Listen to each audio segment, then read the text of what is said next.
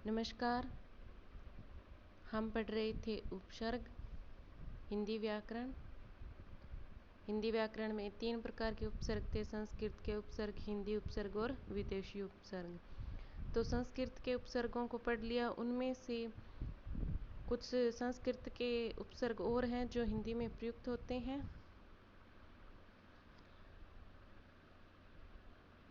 बाईस उपसर्ग पढ़ लिए थे संस्कृत के। उनके अतिरिक्त जो उपसर्ग हैं उन्हें भी देख लेते हैं। अंतर, यह उपसर्ग है। इसके अंतर्गत शब्द बनता है: अंतरात्मा, अंतर्धान, दान, अंतर्दशा, अंतर्राष्ट्रीय, अंतरिक्ष और अंतर्देशीय, ये शब्द बनते हैं। फिर है पुनर्उपसर्ग। इससे पुनर्जन्म, पुनरागमन, पुनरुदय, पुनर्विवाह, पुनर्मूल्यांकन, पुनर्जागरण, ये शब्द बनते हैं। फिर है प्रादुर। इससे प्रादुर्भाव और प्रादुर्भूत, ये शब्द बनेंगे। फिर है पूर्व उपसर्ग से पूर्वज, पूर्वाग्रह, पूर्वार्ध, पूर्वाहन और पूर्वानुमान शब्द बनते हैं। फिर है प्राक उपसर्ग। प्राक उपसर्ग से प्राकथन, प्राक्कलन, प्रागैतिहासिक, प्राग देवता, प्रांगमुख और प्राकर्म। फिर है पुरुष उपसर्ग से पुरस्कार, पुरस्चरण, पुरस्कृत। फिर है बहिर उपसर्ग। इससे है बहिरागत, बहिर्जात, बहिर्भाव, बहिरंग और बहिर्गमन। फिर बहिष उपसर्ग से बहिष्कार और बहिष्कृत। आत्म उपसर्ग से आत्मकथा, आत्मघात, आत्मबल, आत्मचरित्र और आत्मज्ञान, ये शब्द बनते हैं।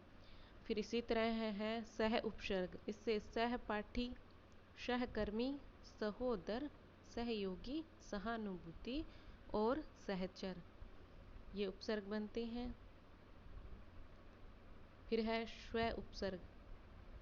इससे बनते हैं स्वतंत्र, स्वदेश, स्वराज्य, स्वाधीन, स्वचरित, स्वनिर्मित और स्वार्थ। फिर है पुरा उपसर्ग से पुरातन, पुरातत्व, पुरापथ, पुराण और पुरावशेष। फिर है स्वयं।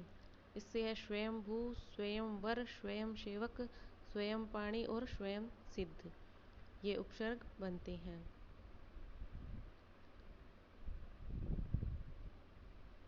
इसी तरह संस्कृत के और उपसर्ग हैं जिनसे हिंदी के शब्द बनते हैं: आविष्य, आविष्कार और आविष्कृत। फिर है आविर। आविर उपसर्ग से आविर्भाव और आविर्भूत। फिर है प्रातर। प्रातर से प्रातः काल, प्रातः वंदना और प्रातः स्मरणीय। इसमें रै का लोप हो जाता है, इसका विसर्ग बन जाता है, इसलिए ये प्रातः वंदना, प्रातः स्मरणीय, प्रातः काल, ये संधि के नियमों में है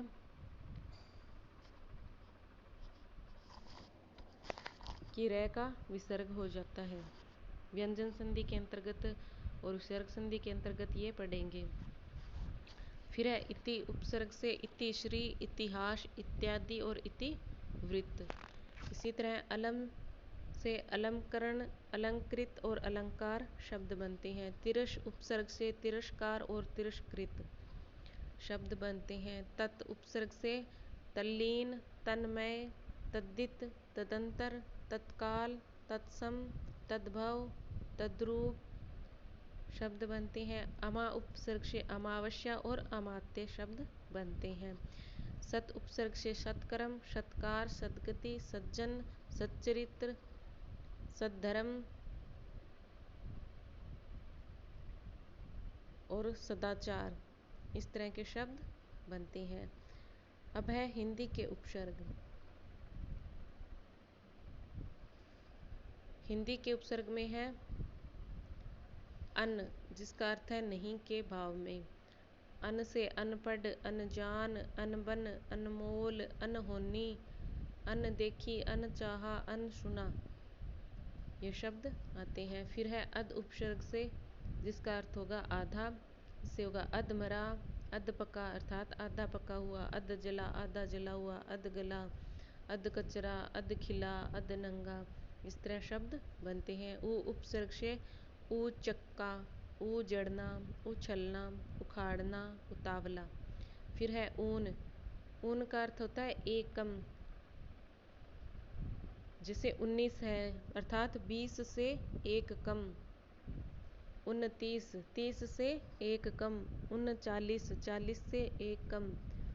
49 अर्थात 50 से एक कम। 59, 60 से एक कम। 79 अर्थात 80 से एक कम।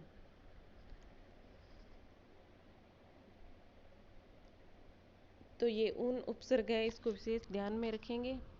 इससे ये गिनती है एकम वाली, ये सारी आ जाएगी इसके अंतर्गत लगभग। फिर है औ। औ उपसर्ग का अर्थ है अब। औ गुण, औ गढ़, औशर, औ घट, औतार। फिर है कु उपसर्ग है बुरा अर्थ में।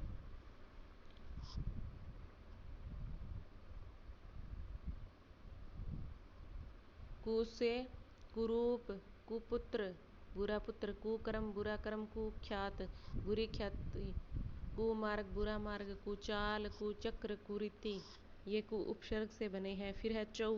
चौ का अर्थ है चार।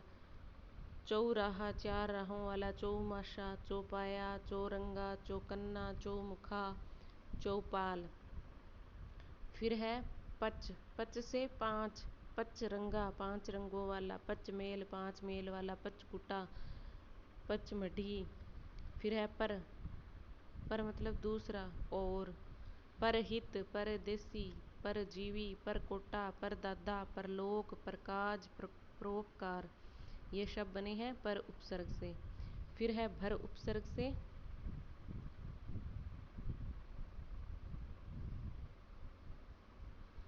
भर पेट, भरपूर, भरकम, भरशक, भरमार, भरपाई।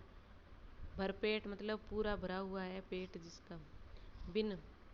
बिन बिना, बिन खाया, बिन ब्याहा, बिन बोया, बिन मांगा, बिन बुलाया, बिन जाया। फिर है ती का अर्थ है तीन, से बनता है तिरंगा, तिराहा, तिपाई, तिकोन, तिमाही, 3 माह। फिर दू से दो या बुरा। दुरंगा, दुलत्ती, दुनाली, दुराहा, दोपहरी, दुगुना, दुकाल, दुबला।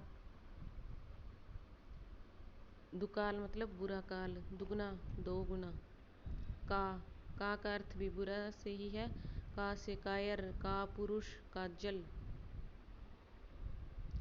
इसी तरह से उपसर्ग है।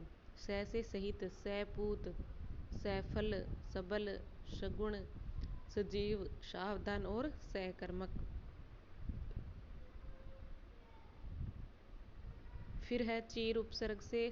चीर यह सदैव अर्थ में है। चीर काल, चिरायु, चीर यौवन, चीर परिचित, चीर स्थायी, चीर स्मरणीय और चीर प्रतीक्षित। फिर न उपसर्ग है नहीं अर्थ में। नकुल, नास्तिक, नग, नपुंसक, नगण्य, नेति।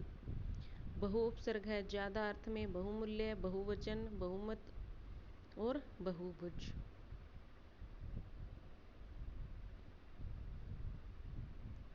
बहुविवाह, बहुसंख्यक और बहुउपयोगी। फिर है आप उपसर्ग।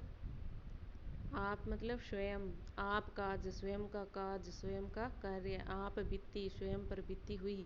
आप कही और आप सुनी। फिर है नाना उपसर्ग। ये विविध प्रकार, विविध अर्थ में है। नाना प्रकार, नाना रूप, नाना जाति, नाना विकार। फिर कै अर्थ है। कै उपसर्ग है बुरा अर्थ में। कपूत, कलंक और कठोर, ये इसके उदाहरण हैं। सम उपसर्ग।